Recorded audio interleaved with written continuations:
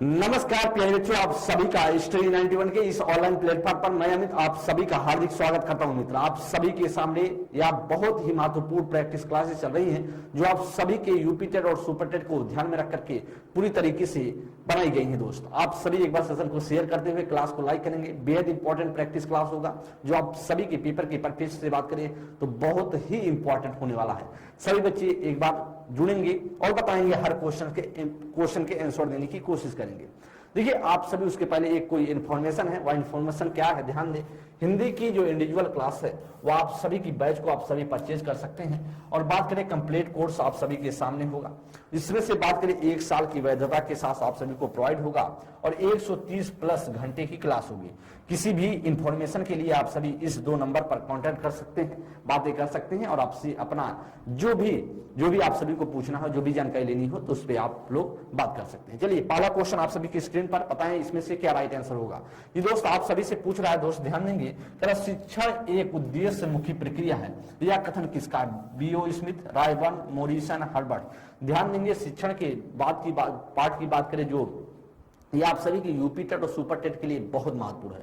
जो शिक्षण कौशल 72 पे दिया गया आप सभी के सुपर टेट में, उसके लिए महत्वपूर्ण है और यूपी टेट में इस तरह के क्वेश्चन दिखाई देते हैं। आप बताएंगे शिक्षण एक उद्देश्य मुख्य प्रक्रिया है, या किसने कहा है? बेहद इंपॉर्टेंट, आप जानते हैं। या जो डिफिनीशन दिया गया है वह दिया गया बीओ स्मिथ के द्वारा। बहुत महत्वपूर्ण है, वेरी इंपॉर्टेंट जो क्वेश्चंस आप सभी के सामने हैं। तो आपसे अगर पूछे शिक्षण एक उद्देश्य मुखी प्रक्रिया है या किसने कहा है तो आप बता देंगे दोस्त तो बीओ स्मिथ, क्योंकि यह उस तरह से क्वेश्चंस नहीं, इसमें ज्यादा बताने की कोई संभावना नहीं है क्या बताया जा सकता है। लेकिन बात करें तो इस क्वेश्चन को आप ध्यान देंगे, कई बार रिपीट क्वेश्चन है और आने की संभावना बहुत रहेंगी। चलिए अगले नेक्स्ट क्वेश्चन पर बात करेंगे। तो अगले क्वेश्चन की बात करें जिसमें से बात किया जाए हर्बर्ट की, जानते हैं आप, थोड़ा सा मैं एक्सप्लेन कर देता हूं। हर्बर्ट ने स्मृति स्तर दिया है। क्या दिया है? स्मृति स्तर दिया है। स्मृति स्तर जिसे हम जानते हैं पंचपदी प्रणाली के नाम से भी जानते हैं शिक्षण के। बात करें आप मोरिसन को जानते हैं तो मोरिसन ने क्या दिया? बोध स्तर दिया है। बोध स्तर की बात करते हैं, शिक्षण का जो स्तर है उसमें से बोध स्तर दिया है, तो यह भी आप लोग ध्यान देंगे। अगले क्वेश्चन पर बात करें, नेक्स्ट क्वेश्चन का रहा सेकंड नंबर क्वेश्चन का रहा स्टर्नले हॉल की परिभाषा में सम्मिलित नहीं है। कर स्टर्नले हॉल की परिभाषा में क्या सम्मिलित नहीं है? कर तनाव, संघर्ष, समस्या, तूफान। आप जानते हैं स्टर्नले हॉल की बात करें दोस्त, स्टर्नले हॉल क्या बोले जाते हैं? किशोरावस्था के जनक। क्या बोले जाते हैं? किशोरावस्था के जनक बोले जाते हैं। किशोरावस्था के जनक बोले जाते हैं। और बात किया जाए इनके द्वारा एक पुस्तक लिखी गई, इनके द्वारा बात करें स्टर्नले हॉल के द्वारा एक बुक लिखी गई। बुक की बात करें तो बुक का नाम ध्यान देंगे, बुक का नाम क्या है? एडोलसेंस है। क्या नाम है? एडोलसेंस। एडोलसेंस नाम है क्योंकि एडोलसेंस मतलब होता है किशोरावस्था ही होता है और उनकी बुक का नाम भी एडोलसेंस है। बात किया बहुत इंपॉर्टेंट है। और इसमें बात करें तो किशोरावस्था में 2 तरीके से, किशोरावस्था में 2 प्रकार के सिद्धांत है। 2 प्रकार के क्या है? सिद्धांत है। 2 प्रकार के सिद्धांत की बात करें तो एक क्रमिक विकास का सिद्धांत कहलाता है, एक क्रमिक विकास का सिद्धांत कहलाता है, एक कहलाता है एक कहलाता है, एक आपसे बात करें तो वह कहलाता है त्वरित विकास का सिद्धांत। त्वरित विकास का सिद्धांत आप बात करते हैं या दोनों सिद्धांत किसने दिया है तो ध्यान दें, जो आपका क्रमिक विकास का सिद्धांत है किसने दिया था? यह दोस्त दिया था थॉर्नडाइक ने। किसने दिया था? थॉर्नडाइक ने दिया था। बहुत पूछा जाता है। और बात किया त्वरित विकास के सिद्धांत की बात करें तो किसने दिया था? स्टर्नले हॉल ने दिया था। स्टर्नले हॉल ने दिया है। इस बात को भी आप लोग ध्यान देंगे दोस्त, बहुत महत्वपूर्ण है। उनके क्रमिक विकास के सिद्धांत की बात करें, उन्होंने कहा जिस अवस्था में जैसा बच्चा किशोरावस्था में विकास हो रहा है, जैसे बच्चे का शैशवावस्था में, बाल्यावस्था में विकास हुआ, उसी प्रकार से बच्चे का किशोरावस्था में भी विकास होता है। लेकिन वहीं पर स्टर्नले हॉल क्या कहते हैं, जैसे कि शैशवावस्था में बच्चे का विकास हुआ, बच्चे का बाल्यावस्था में हुआ, लेकिन किशोरावस्था में जो विकास होता है बहुत आधी तूफान की तरह होता है, विस्फोट हो जाता है। और त्वरित विकास के सिद्धांत की बात करते हैं। इसीलिए आपसे अगर पूछे तो त्वरित विकास का सिद्धांत किसने दिया है तो बताएंगे स्टर्नले हॉल, और बताएंगे क्रमिक विकास के सिद्धांत और बताएंगे थॉर्नडाइक। ध्यान देंगे मित्र। तो आपसे पूछ रहा है जो स्टर्नले हॉल की परिभाषा है, स्टर्नले हॉल ने एक किशोरावस्था की डिफिनेशन दी जिसमें से उन्होंने कहा किशोरावस्था वह अवस्था जिसमें से तनाव, संघर्ष और तूफान की अवस्था कहलाता है, या उन्होंने दिया था। लेकिन उनके डिफिनेशन में समस्या की कोई बात नहीं थी। जो उनकी डिफिनेशन थी उसमें समस्या शब्द उन्होंने नहीं दिया था। क्या नहीं दिया था? समस्या शब्द। इस बात को ध्यान देंगे। अगर आपसे ये बहुत बारीकताओं के साथ है, आप सभी अगर बात किया जाए डिफिनीशन लगभग बच्चों को याद होता है, लेकिन मैंने जो क्वेश्चंस आप सभी के सामने रखा उसमें तनाव, संघर्ष, समस्या, तूफान, अगर आपको डिफिनीशन बहुत ध्यान से नहीं पढ़े रहेंगे तो आप कंफ्यूज हो जाएंगे क्या इसमें से राइट हो सकता है। इसलिए ध्यान दें, समस्या शब्द उन्होंने अपने डिफिनीशन में नहीं रखा है। तनाव, संघर्ष और तूफान तो रखा, लेकिन समस्या शब्द नहीं रखा। तो अगला जो आप सेकंड का C option is the right answer. अब हम बात करेंगे थर्ड नंबर क्वेश्चन, जी पढ़ें और बताने की कोशिश करें। पियाजे के अधिगम के संज्ञानात्मक सिद्धांत के अनुसार वह प्रक्रिया जिसके द्वारा संज्ञानात्मक संरचना को संशोधित किया जाता है वह क्या कहलाती है? क्या प्रत्यक्षण कहलाता है, समायोजन या स्कीमा या फिर समावेशन? आप बताएंगे, जानते हैं दोस्त, आप जानते हैं जो आप सभी के सामने शब्द लिखा है यह जीन पियाजे का ही शब्द है। अब हम आपसे यह पूछ रहे हैं वह प्रक्रिया जिसके द्वारा संज्ञान संरचना को संशोधित किया जाता है। उन्होंने जीन पियाजे की बात करें, जीन पियाजे ने अनुकूलन दो प्रकार से बताया। किसमें? अनुकूलन दो प्रकार के बताया।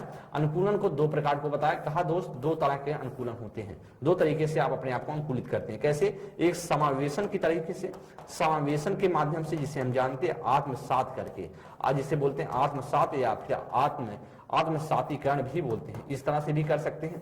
और एक उन्होंने बताया कि दूसरी तरीके से समायोजन करके करते हैं। किसमें? समायोजन करके।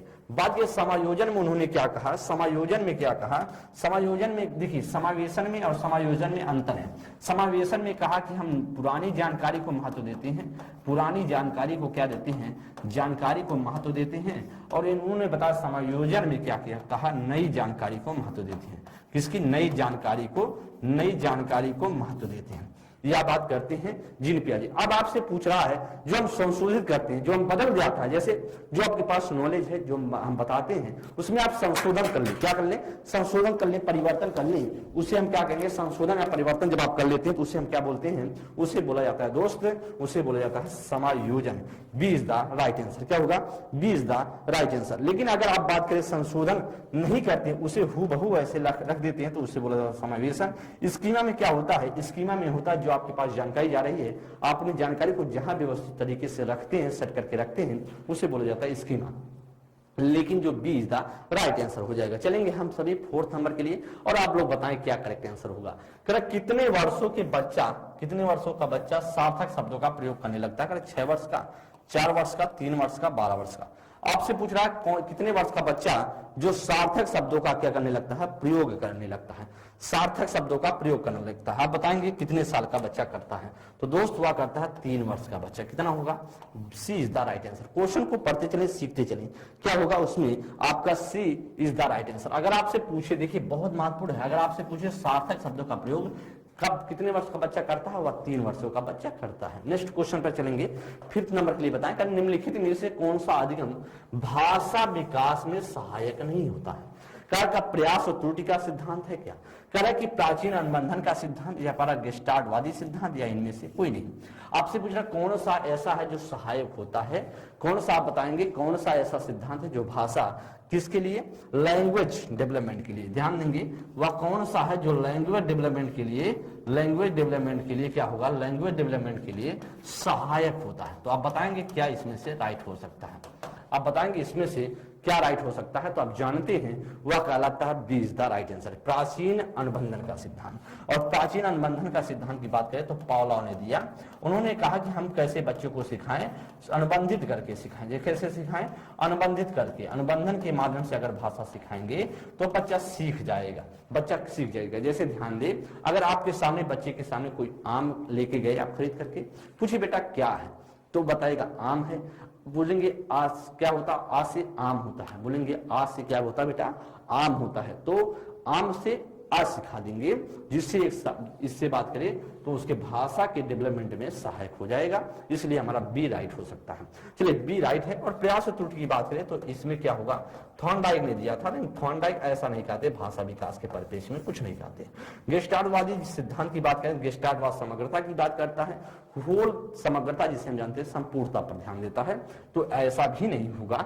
तो हमारा जो फिफ्थ का B is the right answer हो जाएगा, B is the right answer. अगले हम क्वेश्चन पर चलेंगे, नेक्स्ट क्वेश्चन पर ध्यान दें आप लोग और बताने की कोशिश करें 6 नंबर के लिए क्या राइट होगा। 6 नंबर सामूहिक अचेतन का संप्रत्यय किसके द्वारा दिया गया, बेहद इंपॉर्टेंट है, क्वेश्चन को पढ़ें। पावलोव ने, स्किनर ने, फ्रायड ने, युंग ने। दोस्त बताएंगे सामूहिक अचेतन का सिद्धांत। क्वेश्चन को ध्यान देते चले, एक्सप्लेनेशन को ध्यान देंगे तो महत्वपूर्ण होगा आप सभी के पेपर के परिप्रेक्ष्य से। चलिए आपसे पूछ रहा दोस्त, पावलोव की बात करें तो आप जानते हैं पावलोव ने क्या दिया है, शास्त्रीय अनुबंधन का सिद्धांत। क्या दिया है, शास्त्रीय अनुबंधन का सिद्धांत दिया, शास्त्रीय अनुबंधन का सिद्धांत दिया। अब आप जानते हैं शास्त्रीय अनुबंधन की बात करें, इनके द्वारा एक बुक लिखी गई और इनकी द्वारा बुक की बात करें तो आप जानते हैं पावलोव के द्वारा जो बुक लिखी गई है उसका बुक का क्या नाम है, बुक का नाम की बात करें द कंडीशन रिफ्लेक्सेस, द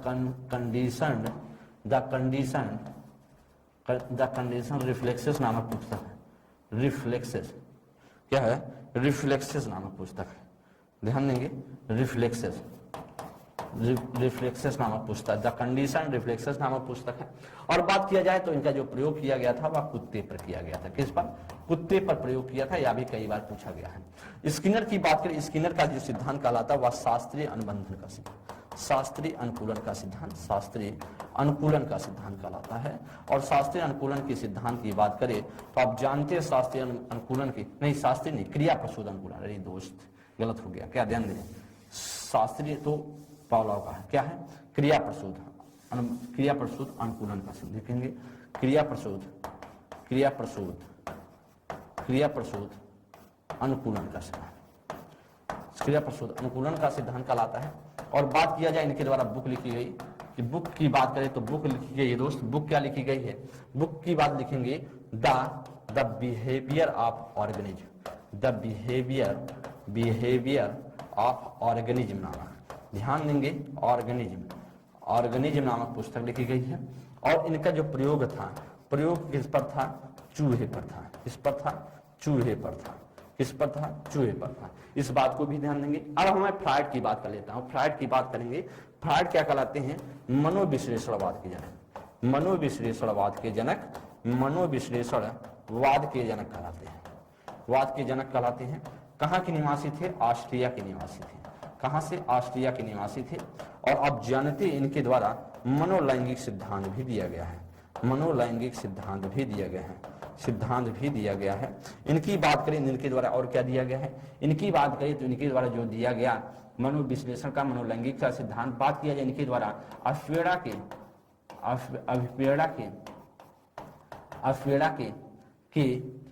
का सिद्धांत भी दिया गया, अफवेड़ा का सिद्धांत भी दिया गया, जिसमें से इरोस और क्या बात करें, थनाटोस की बात करते हैं, इरोस और थनाटोस की भी बात करते हैं, अभी आप जानते हैं। इनकी द्वारा बात किया जाए, इनके द्वारा इलेक्ट्रा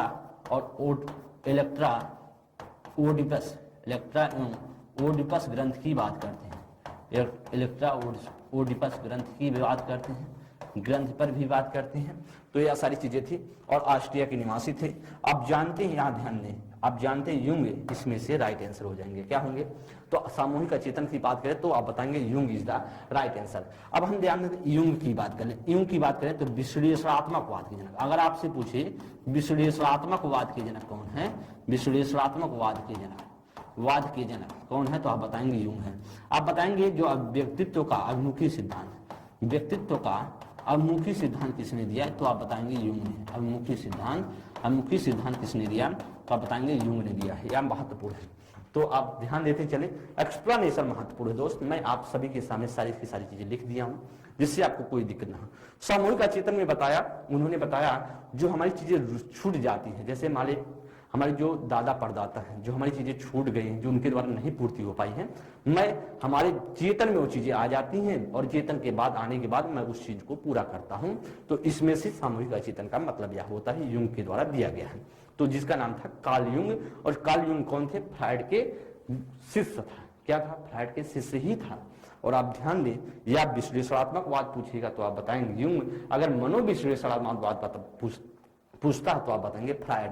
क्वेश्चन के बातों को ध्यान दें, समझिए, क्वेश्चन के जो एक्सप्लेनेशन पर ध्यान देंगे तो आपके लिए बहुत ही महत्वपूर्ण होगा। विशिष्ट बालकों के अंतर्गत निम्न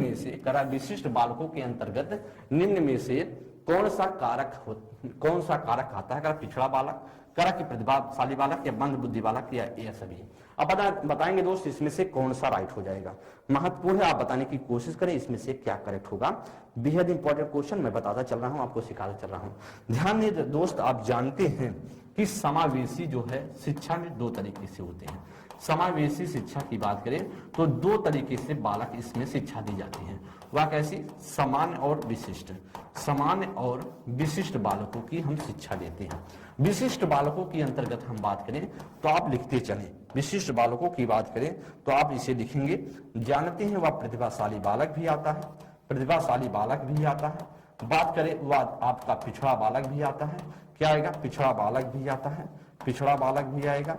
दृष्टिबाधित बालक भी आएगा, दृष्टिबाधित बालक भी आएगा, दृष्टिबाधित बालक भी आएगा। और आपसे बात करें तो वह श्रवण बाधित बालक भी आएगा, श्रवण बाधित बालक भी आएगा। वह बात किया जाए आपका अति सक्रिय बालक भी आएगा, अति सक्रिय बालक, अति सक्रिय बालक भी आएगा। वह बात करी जाए तो आपका कौन सा आएगा? वह बात की अस्थिबाधित बालक भी आएगा, अस्थिबाधित बालक भी आता है। और बात किया जाए आपसे अगर पूछा जाए सामाजिक आर्थिक रूप से, सामाजिक आर्थिक रूप से, सामाजिक एवं आर्थिक रूप से अपवंचित बालक भी आता है, सामाजिक आर्थिक एवं अपवंचित रूप से बालक। तो बहुत सारे प्रकार के बालक आते हैं विशिष्ट के अंतर्गत। स्वलीनता वाला बच्चा, स्वलीनता, स्वलीनता लिखेंगे, स्वलीनता, क्या लिखेंगे? स्वलीनता वाला बच्चा भी आता है। अधिगम अक्षमता वाला, अधिगम अक्षमता वाला भी बालक आता है, अधिगम अक्षमता वाला भी बालक आता है। तो सभी बच्चों से मिलकर बनता है विशिष्ट प्रकार के बालक। तो उसके अंतर्गत बात करें मंद बुद्धि बालक भी आता है। क्या लिखेंगे? मंद बुद्धि बालक भी आता है, मूढ़ बुद्धि बालक। तो किसी प्रकार की बात करें तो आपका जो राइट आंसर हो जाएगा वह राइट आंसर होगा, D is the right answer. देखिए मैं आपको उत्तर ही बता देता। जैसे हम विशिष्ट बालक की बात करें तो हम ऐसा भी बता सकते हैं, बेटा देखो पिछड़ा बालक भी आता है, प्रतिभाशाली बालक आता है और मंद बुद्धि बालक भी आता है, इसका मतलब सब राइट होगा। ऐसा भी हम बता सकते थे, लेकिन आपको ध्यान दें मैंने क्यों नहीं बताया, क्योंकि जिससे स्पष्ट हो पाए सामान्य तो सामान्य होता है, उसके साथ विशिष्ट के अंतर्गत कितने प्रकार के बच्चे हो सकते हैं, वह कई प्रकार के और भी हो सकते हैं। लेकिन बहुत इंपॉर्टेंट ये सारी चीजें आपको जानना आपके लिए बहुत महत्वपूर्ण है। तो यही शिक्षा की बात करता है। शिक्षा कहती है कि जो आपको समावेशी शिक्षा कहती है कि सामान्य और विशिष्ट प्रकार से मिलाकर जो हम शिक्षा देते हैं वह समावेशी शिक्षा कहलाती है। बिना किसी भेदभाव के जो हम शिक्षा प्रदान कर रहे हैं वह क्या कहलाएगी? वह समावेशी शिक्षा कहलाती है। चलिए आप 8 नंबर के लिए बताएंगे क्या राइट होगा। सीखने की प्रक्रिया में शिक्षक की भूमिका होनी चाहिए, सुगमकर्ता की, अन्वेषणकर्ता की, प्रशिक्षक की या नियंत्रणकर्ता की। आप बताएंगे क्या इसमें से राइट होगा। महत्वपूर्ण है, आप बताएंगे कि शिक्षक की भूमिका कैसी होनी चाहिए। आप बताएंगे इसमें से शिक्षक की भूमिका। आप जानते हैं शिक्षक की भूमिका कैसी होनी चाहिए। ध्यान दें, वह शिक्षक की भूमिका की बात करें तो आप जानते हैं परामर्शदाता के रूप में होना चाहिए, परामर्शदाता के रूप में। बात किया जाए वह सुविधा प्रदाता के रूप में, वह बात करें सुविधा प्रदाता के रूप में, वह बात करें सुविधा प्रदाता के रूप में, वह बात करें मार्गदर्शक के रूप में, मार्गदर्शक के रूप में भी होना चाहिए। तो आपसे क्या पूछ रहा है कि शिक्षक की भूमिका इसमें से, तो आप जानते हैं वह सुगमकर्ता हो जाएगा, सुगमकर्ता या सुविधा प्रदाता। इसलिए हमारा जो राइट आंसर होगा वह ए इज द राइट है। अन्वेषण करता नहीं, प्रशिक्षक करता नहीं, वह न नियंत्रण करता। तो आपका जो राइट आंसर होगा वह शिक्षक की भूमिका क्या है, उसमें शिक्षक की भूमिका बात है सुगमकर्ता की है। चलिए नेक्स्ट क्वेश्चन पर हम बात करेंगे। 9th number question. मैंने आप सभी को यह क्वेश्चन पहले ही बता दिया है, पहले ही प्रैक्टिस में करा दिया है, लेकिन आप बताएं यश ओवार सिद्धांत के जनक कौन है। वाटसन है, गुथरी है, वुडवर्थ है, थॉर्नडाइक है।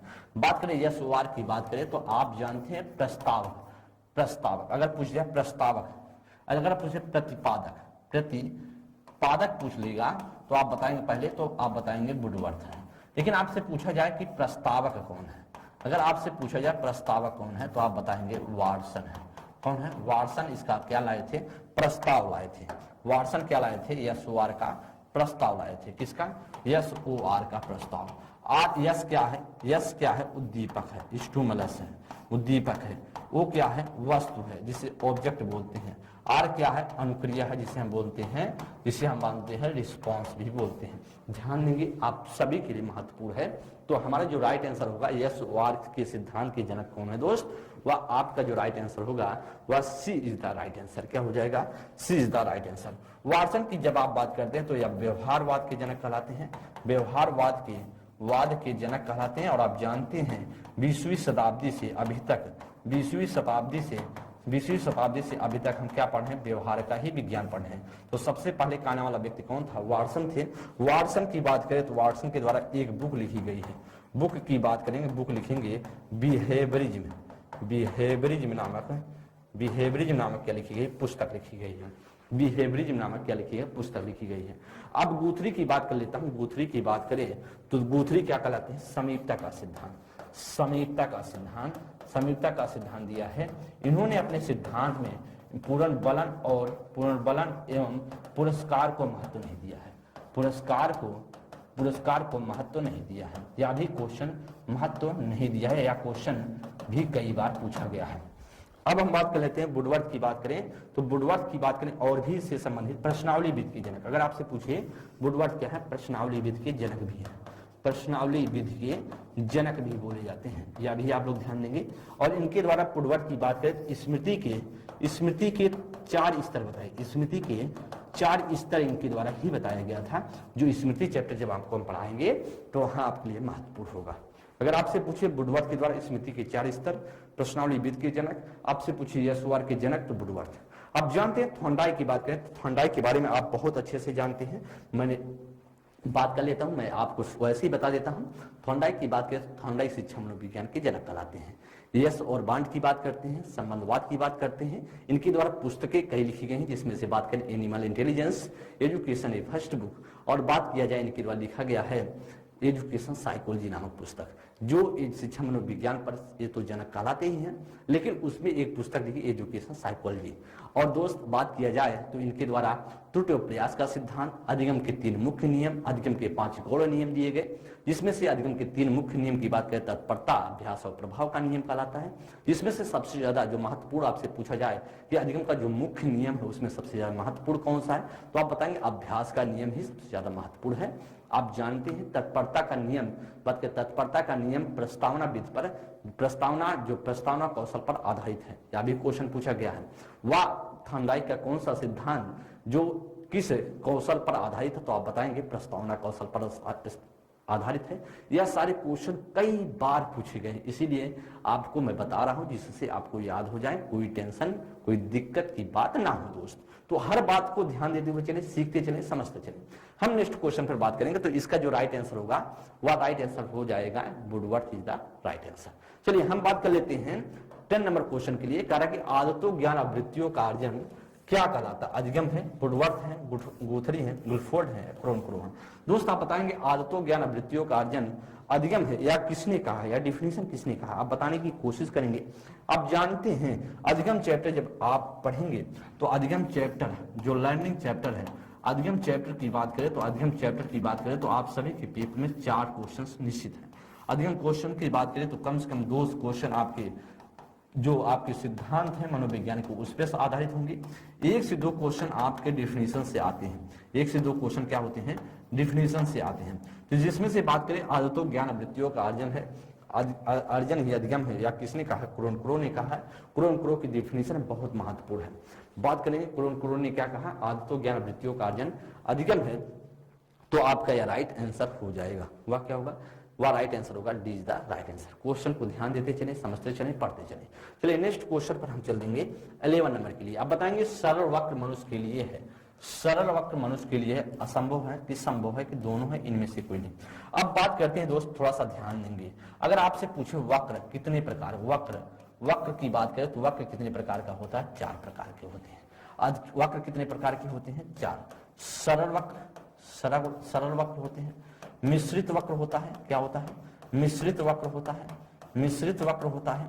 बात किया जाए वाक्य तो नतोदर वक्र होता है, और क्या होता है? एक उन्नतोदर वक्र होता है। क्या होता है? उन्नतोदर वक्र। अगर बात करें उन्नतोदर उन्नतोदर वक्र होता है। बात किया जाए, अगर आपसे पूछे नतोदर वक्र क्या है, आप बताएंगे एक धनात्मक वक्र है। क्या है? धनात्मक वक्र। ध्यान देंगे, वह क्या है? वह क्या है? धनात्मक वक्र बताएंगे। धनात्मक वक्र कहलाता है। आपसे पूछे धनात्मक वक्र किसे बोला जाता है, तो आप बताएंगे नतोदर को। ऋणात्मक वक्र अगर आपसे पूछे तो आप बताएंगे ऋणात्मक वक्र किसे बोला जाता है, वह उन्नतोदर वक्र को बोला जाता है। अब हम बात कर लेते हैं इसका कैसे जो ड्रा होता है, कैसे इसको ड्रा किया जाता है। ध्यान देंगे, सरल वक्र की बात करें तो सरल वक्र सीधा बनेगा। मिश्रित वक्र की बात करें तो आप जानते हैं वह ऊपर नीचे करके मिश्रित वक्र करके बनेगा। नतोदर की बात करें तो नतोदर कैसे बनता है, पहले नीचे से ऊपर की तरफ चलेगा। फिर बात करेंगे उन्नतोदर की बात करें तो पहले बढ़ता है फिर घटता है। आपसे पूछे कि कौन अगर पूछे सबसे पहले बढ़ेगा फिर घटेगा तो उन्नतोदर वक्र है। अगर उन्नतोदर की बात करें पहले बढ़ता है फिर घटता है। इस बात को आप लोग ध्यान देंगे। अगर आपसे पूछे कि मनुष्य के द्वारा कौन सा वक्र बनाया जाता है तो आप बताएंगे मनुष्य के द्वारा बात करेंगे वह मिश्रित वक्र बनाया जाता है, न कि सरल वक्र। सरल वक्र किसके द्वारा बनाया जाएगा, वह बात करें मशीन के द्वारा। जो मशीन है, जैसे जो कंटीन्यूअस चल रही है वह बनाई जाती है सरल वक्र। सरल वक्र उसके द्वारा बनाए जाएंगे जो कंटीन्यूअस चल रही है, निरंतरता जिसमें है। मनुष्य में निरंतरता नहीं है। मनुष्य कभी कुछ ना कुछ दिक्कतें, कभी कभी पठार आ जाता है, वह कई तरीके से पठार आ सकता है। तो बात करें तो मनुष्य के लिए क्या है, सरल वक्र असंभव है। A is the right answer. A is the right answer. आप ध्यान देंगे 4 प्रकार का वक्र है। 4 प्रकार का क्या है, वक्र है। नेक्स्ट क्वेश्चन पर बात करें, बहुत पूछा जाता है। क्या है, बहुत पूछा जाता है और आप इस बात को ध्यान में रखते हुए चलेंगे। चलिए 12 नंबर के लिए दोस्त बताएंगे क्या राइट हो सकता है। कौन सा निम्न में से कौन सा सुमेलित नहीं है। त्रिआयामी जेपी गुडफोर्ड, द्विकारक स्पीयरमैन, त्रिकारक स्पीयरमैन या बहुबुद्धि सिद्धांत थॉर्नडाइक। आप बताएंगे इसमें से क्या राइट आंसर हो सकता है। ध्यान देंगे, आप जानते हैं दोस्त इसमें से क्या होगा।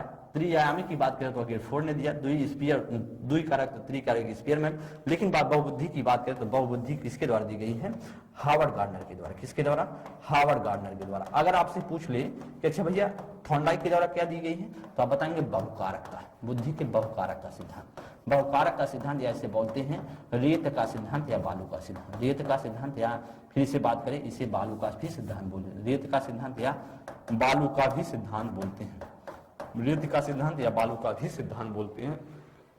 यह भी आपको याद होना चाहिए। चलिए नेक्स्ट क्वेश्चन पर चलते हैं। तो हमारा 12 का कौन सा होगा, D is the right answer. चलिए 13 नंबर के लिए दोस्त बताएंगे, कह रहा वातावरण वह बाहरी शक्ति है जो हमें प्रभावित करती है। या कथन किसका है, रॉस का, फ्रायड का, वुडवर्ड का, वाटसन का। जी बताएंगे इसमें से क्या राइट होगा, महत्वपूर्ण है। आप बताएं वातावरण वंशानुक्रम चैप्टर आपके लिए महत्वपूर्ण होता है और बहुत यहाँ से क्वेश्चन क्या होते हैं, पूछे जाते हैं। बहुत क्या होते हैं क्वेश्चन आप सभी से पूछे जाते हैं। तो आप बताएंगे वातावरण व बाहरी शक्ति जो हमें प्रभावित करती है, यह डिफिनेशन किसकी है दोस्त, यह डिफिनेशन रॉस की है। Is the right answer. इसे आप नोट कर लेंगे, पेपर में आ सकता है, आने की संभावनाएं हैं अगर ऐसे क्वेश्चन आप सभी के डिफिनेशन से संबंधित। क्योंकि जो आपको याद हो उसे याद लिखने की कोई जरूरत नहीं, लेकिन आप जिससे आपको याद नहीं उसे जरूर लिखें, जिससे आपका रिवीजन तौर पर आप रिवाइज कर पाए जब पेपर का टाइम आ जाए। कारण निम्न इच्छाओं की पूर्ति नहीं होती है, जिन इच्छाओं की पूर्ति नहीं होती है उनका भंडार गृह निम्न में से कौन सा है। कारण इदम है, अहम है, पराम है या इदम एवं पराम है। आप जानते हैं यह सिद्धांत किसने दिया, फ्रायड ने दिया। फ्रायड ने बताया 3 तरीके से चीजें चलती हैं, 3 तरीके से चीज होती है, इदम अहम पराम बताया। कहा भैया जो असंतृप्त इच्छाएं हैं, जिनकी इच्छाओं की पूर्ति गृह भंडार कौन सा, जिसकी पूर्ति हो नहीं पाती है, जिन इच्छाओं की पूर्ति हम नहीं कर पाते हैं, वह सारी की सारी क्या है, वह सारी की सारी इदम कहलाती है। बात करें आपसे पूछा जाए अहम क्या है, अहम बताएंगे वास्तविकता है। वास्तविकता है जिसे हम बोलते हैं, वास्तविकता बताता है, जिसे हम बोलते हैं ईगो बोलते हैं। क्या बोलते हैं, ईगो बोलते हैं। और आप जानते हैं इदम को क्या बोलते हैं, बात करें इदम को क्या बोलेंगे, इड बोलते हैं। और बात करें पराम को क्या बोलते हैं, सुपर ईगो, सुपर ईगो बोलते हैं। आप जानते हैं पराम क्या करता है, आपके ऊपर नियंत्रण करता है। अगर आपसे पूछे फ्रायड ने किसको नियंत्रण करता बताया, कि अहम को बताया, पराम को बताया या फिर आपका इदम को बताया, तो आप बताएंगे पराम को बताया। लेकिन आपसे पूछा जाए जो हमारी इच्छाओं की पूर्ति, जो जिन इच्छाओं की पूर्ति नहीं होती है उनका भंडार गृह कहाँ होता है, तो आप बताएंगे इदम में होता है। A is the right answer. चलिए नेक्स्ट क्वेश्चन पर हम चलते हैं। 15 नंबर के लिए आप बताएं क्या राइट होगा। विकास की किस अवस्था में बुद्धि का अधिकतम विकास हो जाता है, बाल्यावस्था में, प्रौढ़ावस्था में, किशोरावस्था में या किशोरावस्था में। अब बताएंगे विकास की किस अवस्था में बुद्धि का अधिकतम विकास हो जाता है। अब बताएंगे इसमें से अधिकतम विकास कब हो जाता है। अब बताएंगे इसमें से अधिकतम विकास कब हो जाता है। दोस्त बात करें तो अगर आपसे बुद्धि की बात करें, अगर आपसे पूछे तो बुद्धि आप बताएंगे 90% विकास कब वहां हो जाता है, वह शैशवावस्था में हो जाता है। 55% कब हो जाता है, वह बाल्यावस्था में हो जाता है। किशोरावस्था में जाते जाते जो बात करें तो 100% बच्चे का विकास हो जाता है, बुद्धि का विकास हो जाएगा। लेकिन बात किया जाए प्रौढ़ावस्था की बात करें, प्रौढ़ावस्था तक जाता ही नहीं है विकास। बात करें प्रौढ़ावस्था तक विकास नहीं जाता है। तो आपसे अगर पूछे विकास की किस अवस्था में बुद्धि का अधिकतम विकास हो जाता है, तो आप बताएंगे उसको किशोरावस्था। क्यों? क्योंकि अब पूरा का पूरा विकास हो चुका है, बुद्धि का, इंटेलिजेंस का विकास हो चुका है, डेवलपमेंट हो चुका।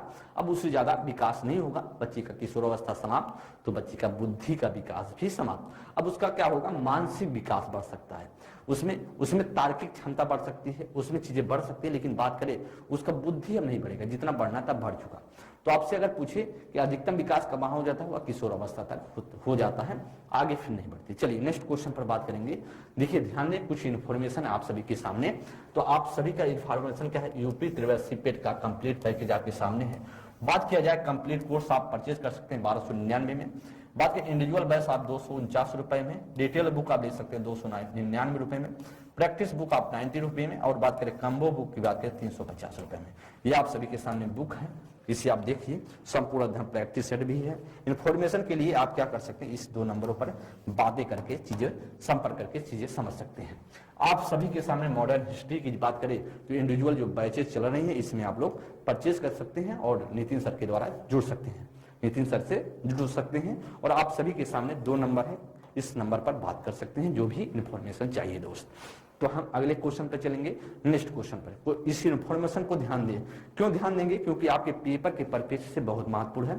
जो सर के द्वारा बुकें बनती हैं, वह जो बनाई गई हैं, लिखी गई हैं, बहुत इंपॉर्टेंट है। मैंने भी देखा है, बहुत एक्सपीरियंस है इसमें लगाई गई हैं। जितना भी सर के द्वारा जो भी एक्सपीरियंस अभी तक ने सर ने प्राप्त किया, सारे के सारे एक्सपीरियंस इसमें झोंक दिए हैं इस पुस्तकों में। तो ध्यान देंगे, इसे आप जरूर परचेज करें, एक बार जरूर देखें। चलिए हम नेक्स्ट बात करेंगे 16 नंबर के लिए, बताएंगे इसमें से क्या राइट होगा। कलम निम्न में से कौन सा मत अंतर्दृष्टि द्वारा सीखने की व्याख्या करता है? कलम मनोविश्लेषणवाद, व्यवहारवाद, संबंधवाद या गेस्टार्टवाद। अब जानते हैं संबंधवाद में क्या होता है। संबंधवाद किसके द्वारा दिया गया? थॉर्नडाइक के द्वारा।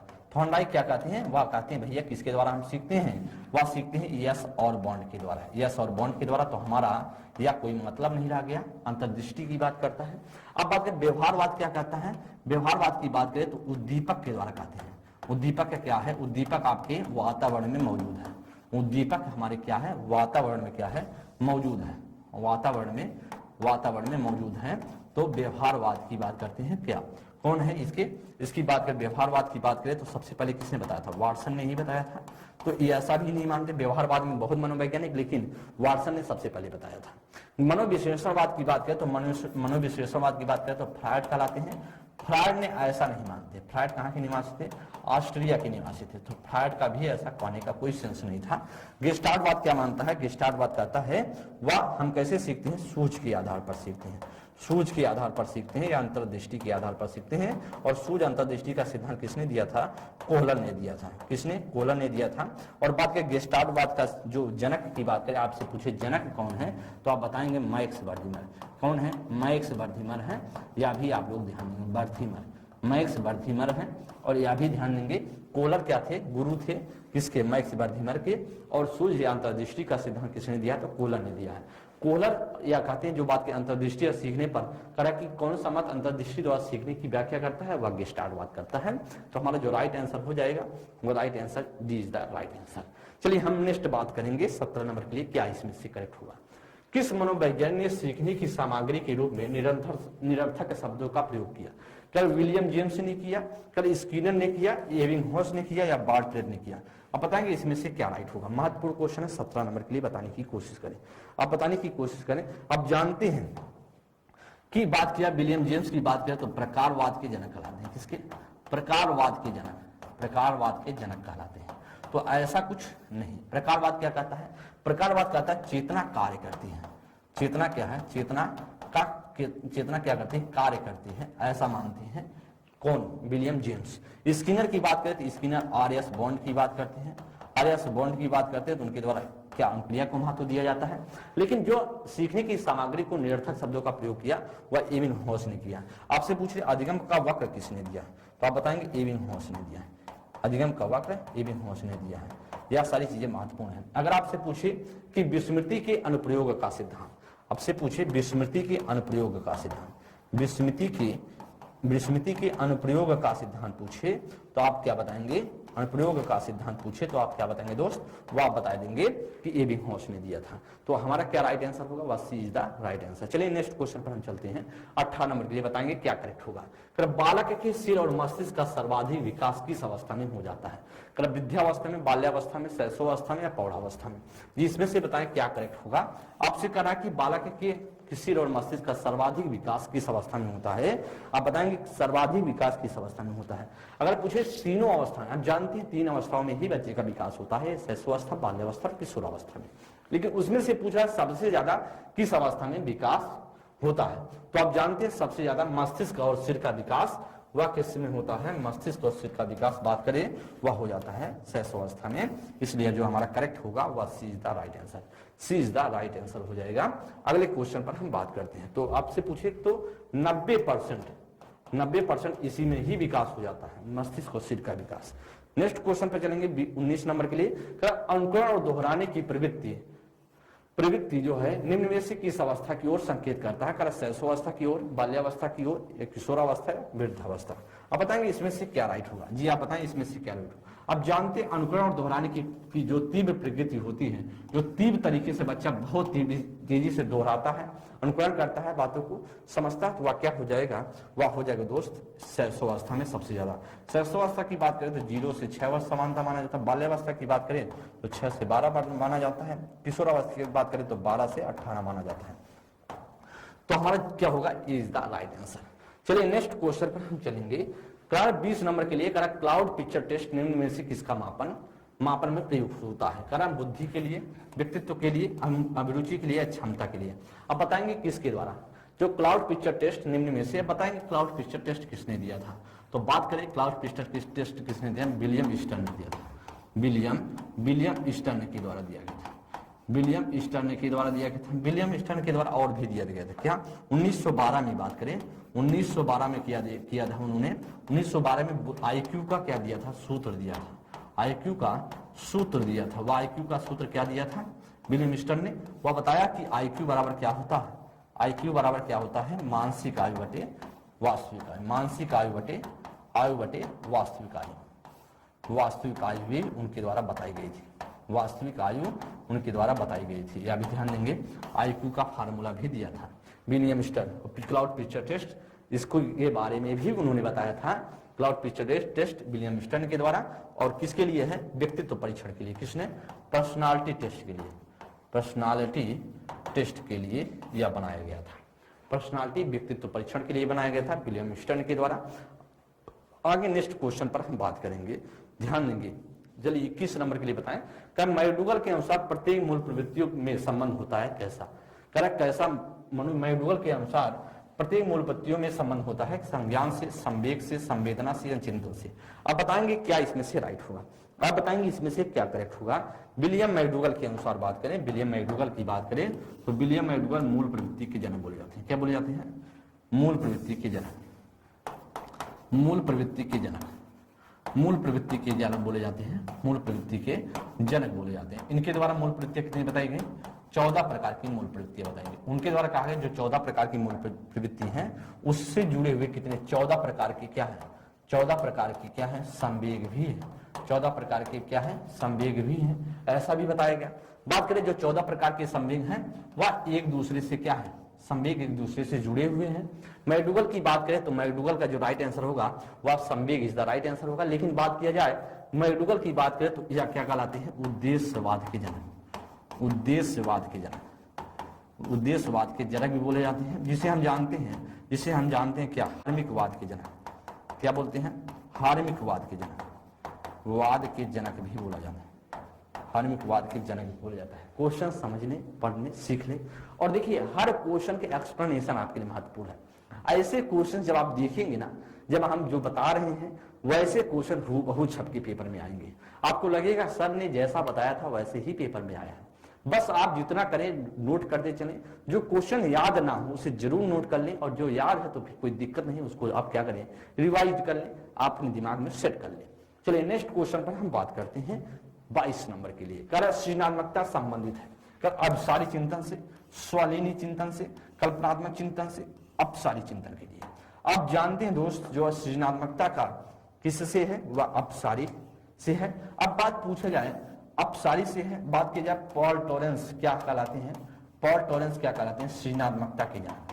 पॉल टॉरेंस क्या कहलाते हैं, सृजनात्मकता के जनक बोले जाते हैं। अगर आपसे पूछे सृजनात्मकता का जनक किसे बोला जाता है, सृजनात्मकता का जनक के जनक किसे बोला जाता है, आप बताएंगे पॉल टॉरेंस को बोला जाता है। बहुत महत्वपूर्ण है, पेपर में आया है।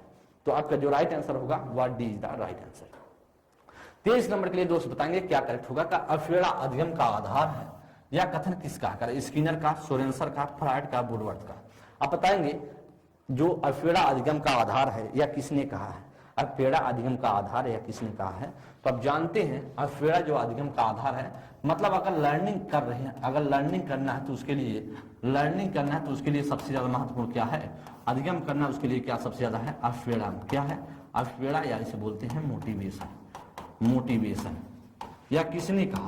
या किसने कहा डिफिनेशन की बात करें तो डिफिनेशन किसने कहा, Sorenson is the right answer, B is the right answer. ध्यान देंगे, अगर आपसे दोस्त पूछे बहुत महत्वपूर्ण अफेड़ा चैप्टर की बात करें तो आप सभी के पेपर में 3 से 4 क्वेश्चन देखने को मिलेंगे अफेड़ा चैप्टर से। अगर आपसे पूछिए अफेड़ा अधिगम का आधार है या किसने कहा तो आप बताएंगे सोरेंसर। आपसे बात करें अफेड़ा चैप्टर आप सभी के सुपरटेट के जीवन कौशल का पार्ट है, जीवन कौशल में पूछा जाएगा। और बात किया जाए आपसे अगर पूछा जाए कि यूपी टेट में तो आता ही आता है। चलिए नेक्स्ट क्वेश्चन पर बात करेंगे 24 नंबर के लिए क्या करेक्ट होगा। किशोरावस्था को बाल्यावस्था और प्रौढ़ावस्था के बीच की संधि किसने कहा है, कुल्हन ने, रॉस ने, स्किनर ने, वाटसन ने। अब बताएंगे इसमें से क्या राइट होगा। अब जानते हैं शिशु कल्पना का नायक है जिसका भली भांति निर्देशन जरूरी है, या शैशवावस्था से संबंधित है। तो अब जानते हैं रॉस की डिफिनेशन है, बच्चा जो शिशु कल्पना का नायक है जिसका भली भांति निर्देशन जरूरी है, या शैशवावस्था से डिफिनेशन है और रॉस की डिफिनेशन है। अगर आपसे पूछे किशोरावस्था को बाल्यावस्था और प्रौढ़ावस्था के बीच का संधि किसने बताया है, अगर आपसे पूछे किसने बताया है, देखिए अगर आपसे पूछे ध्यान दें बहुत महत्वपूर्ण है। अगर शिशु कल्पना का नायक है, शिशु कल्पना का नायक है जिसका भली भांति, कल्पना का नायक है जिसका भली भांति निर्देशन जरूरी है, भली भांति निर्देशन जरूरी है, या किससे है संबंधित, या रॉस की डिफिनेशन है। लेकिन अगर पूछे किससे संबंधित है तो आप दोस्त बता देंगे या डिफिनेशन किससे है, शैशवावस्था से संबंधित है। लेकिन एक शैशवावस्था बात करें, रॉस की डिफिनेशन किशोरावस्था जो दिया गया था, किशोरावस्था के द्वारा दिया गया था, किशोरावस्था में दिया गया था, वह दिया गया था बात करें शैशवावस्था जो किशोरावस्था से परिप्रेक्ष्य में दिया गया था। उन्होंने कहा था रॉस ने कहा कि क्या कहा किशोरावस्था शैशवावस्था की पुनरावृत्ति है, किशोरावस्था शैशवावस्था की पुनरावृत्ति है, शैशवावस्था की पुनरावृत्ति है। यह बहुत महत्वपूर्ण है, जो मैं डिफिनेशन लिखा रहा हूं कई बार क्वेश्चन में आया है। अगर ध्यान देते हुए चले, रॉस की डिफिनेशन शैशवावस्था की भी ध्यान देंगे और किशोरावस्था की। तो अगर शैशवावस्था से पूछेगा तो आप इसे बताएंगे, किशोरावस्था का पूछेगा तो इसे बताएंगे। लेकिन आपसे कह रहा है जो आप ध्यान दें, किशोरावस्था किसे बोला है, बाल्यावस्था प्रौढ़ावस्था के बीच का, तो आप बताएंगे A is the right answer. कुल्हन की डिफिनेशन है किसकी, कुल्हन की डिफिनेशन है आपका A is the right answer, B is the A is the right answer, कुल्हन की डिफिनेशन है। 24 का ए राइट हो जाएगा। चलिए 25 नंबर के लिए बताएंगे, कह रहा रॉबर्ट गैगने के अनुसार अधिगम का कौन सा उच्चतम स्तर माना जाता है। रॉबर्ट गैगने बहुत महत्वपूर्ण है, रॉबर्ट गैगने का तो पूछ रहा है सबसे उच्चतर स्तर, करे संकेत अधिगम, संप्रत्यय अधिगम, समस्या अधिगम, समाधान, या फिर नियम अधिगम। आप बताएंगे इसमें से क्या राइट होगा, आप बताएंगे इसमें से क्या करेक्ट हो सकता है। दोस्त बताने का आप लोग प्रयास करेंगे इसमें से क्या करेक्ट होगा। अब रॉबर्ट गैगने की बात करें तो अधिगम का सोपानकी का सिद्धांत, अधिगम सोपानकी का सिद्धांत, अधिगम सोपानकी का सिद्धांत दिया है। और अधिगम सोपानकी सिद्धांत में इन्होंने 8 प्रकार की बातें की हैं, 8 प्रकार की। इनके द्वारा एक बुक लिखी गई, बहुत महत्वपूर्ण है बुक, ध्यान देंगे। बुक लिखी गई है किसके द्वारा, रॉबर्ट गैगने के द्वारा, the condition of learning, the condition of learning, या आप लोग ध्यान देंगे द कंडीशन ऑफ लर्निंग नामक पुस्तक है। इनके जो 8 प्रकार के चरण हैं, चरण मैं लिख देता हूं, चरण मैं लिखता हूं, आप ध्यान देते हुए चलिए। तो सबसे पहले चरण क्या कहलाता है? चरण सबसे पहले बात करें वह संकेत अधिगम कहलाता है, संकेत अधिगम कहलाता है। दूसरे की बात करें तो वह क्या कहलाता है? दूसरे की बात करें उसे बोला जाता है उद्दीपक अनुक्रिया अधिगम, उद्दीपक अनुक्रिया अधिगम, और उद्दीपक अनुक्रिया अधिगम कहलाता है।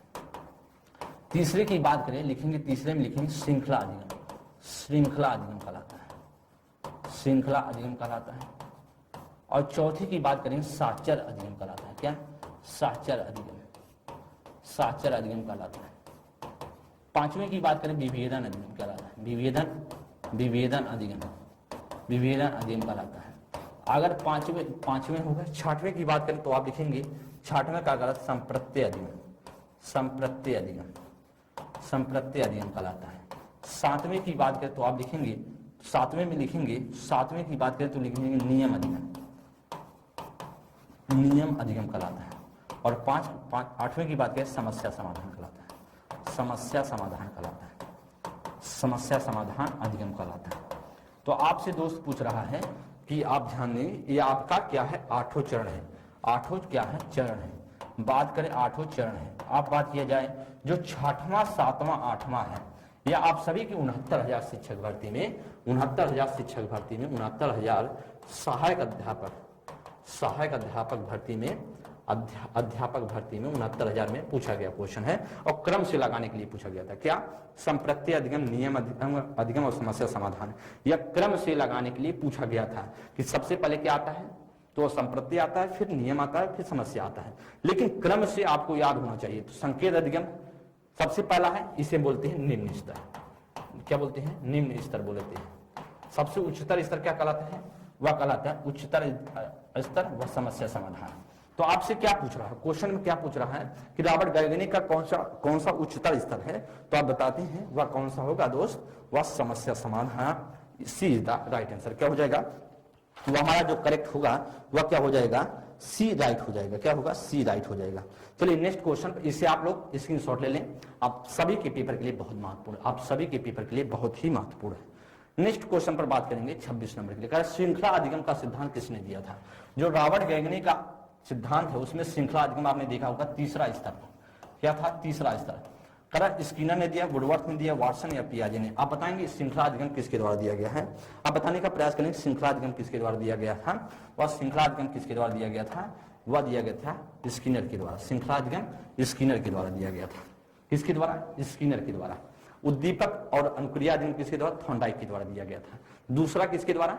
थॉर्नडाइक के द्वारा। संकेत अधिगम की बात करें वह पावलोव के द्वारा। आप सभी से पूछा जाता है जो 3 ऊपर के जो संकेत हैं, उद्दीपक अनुक्रिया है, तीसरा जो तो स्किनर का है जिसे हम श्रृंखला अधिगम। अगर श्रृंखला अधिगम पूछे तो स्किनर के द्वारा लिया था रॉबर्ट गैगनी ने।